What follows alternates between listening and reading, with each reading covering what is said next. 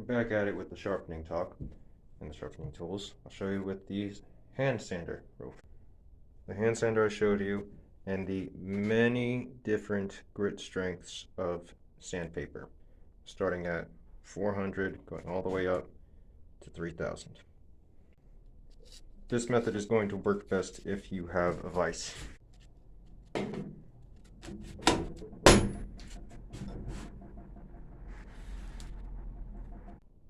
And now we're ready to sharpen. I like to put some oil on it first.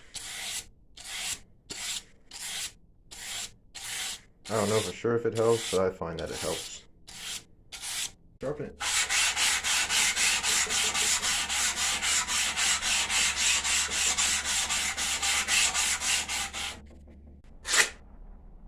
There we go. So yeah, the palm sander works great.